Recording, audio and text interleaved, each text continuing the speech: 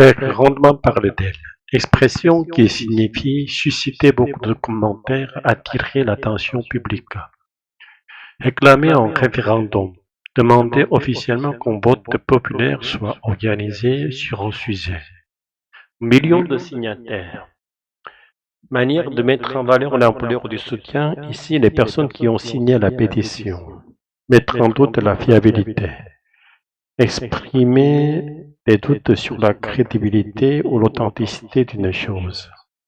Le revenant de cette rentrée politique, expression métaphorique, désigne quelqu'un qui réapparaît sur la scène politique après une absence.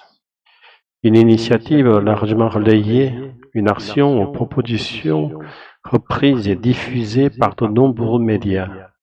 Un emballement bien orchestré, un mouvement d'enthousiasme ou d'agitation volontairement organisé est amplifié. Se faire l'écho de répéter, diffuser une information déjà dite ailleurs. Un soutien à peine voilé. Un appui qui n'est pas déclaré ouvertement mais qui est évident. Noir sur blanc, expression qui signifie écrit clairement sans ambiguïté. Récolter des soutiens, obtenir des signataires, du soutien ou de l'adhésion dans le public. Authenticité des signatures, la véracité, le caractère réel des noms inscrits, opposé à de fausses signatures. Signer pour entière, mettre une signature à la place de quelqu'un d'autre sans son accord.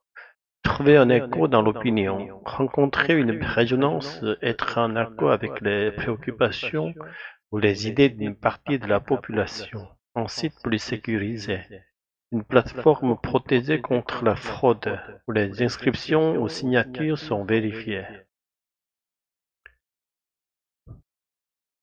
Une pétition lancée par l'ancien eurodéputé souverainiste Philippe de Villiers fait grandement parler d'elle. Elle réclame un référendum sur l'immigration et revendique plus d'un million de signatures en quelques jours. Mais certains mettent en doute la fiabilité de ces signatures. Les équipes du 20h ont inquiété. Il est un peu le revenant de cette rentrée politique. Philippe de Villiers, ancien candidat souverainiste à la présidentielle, réclame un référendum sur l'immigration au travers d'une pétition. La France, tu l'aimes ou tu la quittes. Rendez-vous sur le site, signez la pétition.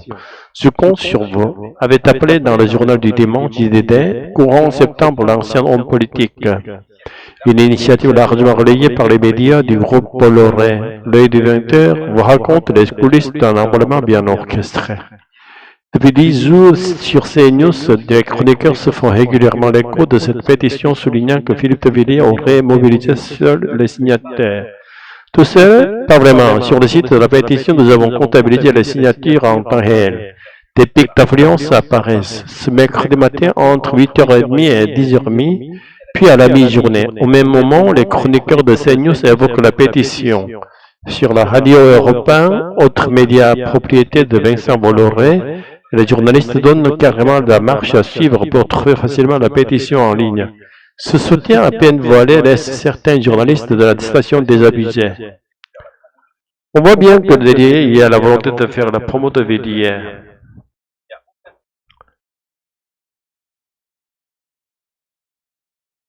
Ce n'est pas vraiment de l'info, confie l'un d'eux anonymement. Il n'y a aucun contrôle qui est fait sur le formulaire. Ces médias sont plus qu'un simple relais. Ils sont des partenaires de la pétition. C'est même écrit noir sur blanc sur le site du formulaire. Les signataires peuvent consentir à communiquer leurs coordonnées à la Gardée Media News, le groupe de Vincent Bolloré. Cherche-t-il à recruter de futurs abonnés? Contacter la Gardée n'a pas souhaité faire de commentaires. En 10 jours, la pétition de Philippe de Villiers a récolté plus d'1,5 million de soutien.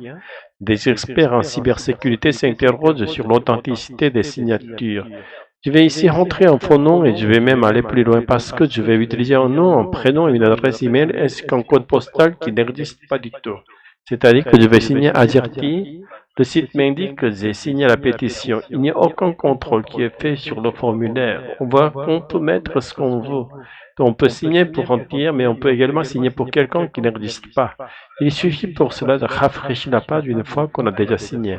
Analyse Benoît Grunel, expert en cybersécurité, et cette France. Difficile d'évaluer le nombre de fausses signatures qui auraient pu se glisser dans cette pétition dont le sujet trouve un écho dans l'opinion. Et sur un autre site, pour les sécuriser, celui de l'Assemblée nationale, une pétition qui réclame également un référendum sur l'immigration n'a récolté, elle, un peu plus de 3200 signatures.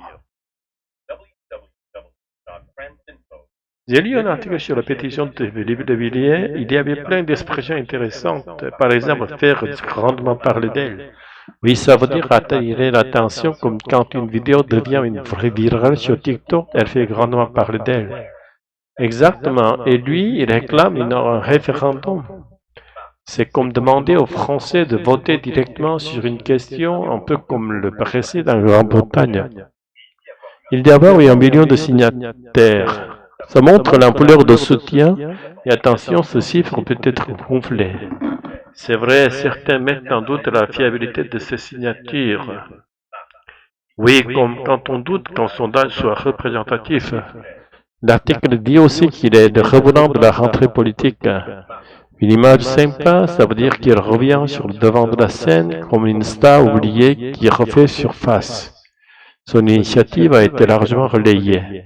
Oui, reprise par beaucoup de médias comme une pub partagée sur plusieurs réseaux. On parle même d'un emballement bien orchestré. Ça, c'est quand tout est organisé pour créer un buzz, comme une campagne marketing. Les chroniqueurs de télé se font l'écho de la pétition. Autrement dit, ils répètent le message un peu comme un mégaphone. La radio a montré un soutien à peine voilé. Donc un appui caché mais qu'on devine facilement. Comme quand un petit, je n'ai pas de favori, mais encourage toujours le même élève. Sur le site, c'est écrit noir sur blanc. Oui, clairement écrit, sans contestation possible. On dit qu'il a récolté des soutiens, comme un parti qui gagne des adhérents ou un YouTuber qui gagne des abonnés. Et certains doutent de l'authenticité des signatures, c'est-à-dire est-ce que ce sont de vraies personnes, de faux noms inventés. On peut même signer pour entier. Oui, signer à la place de quelqu'un, ce qui est évidemment frauduleux. Malgré tout, la pétition trouve un écho dans l'opinion. Ça veut dire qu'elle parle à beaucoup de gens et elle correspond à leurs préoccupations. Mais sur un site plus sécurisé, il n'y a eu que 3200 signatures. Là, le contrôle empêche le faux soutien, dont le chiffre est plus fiable.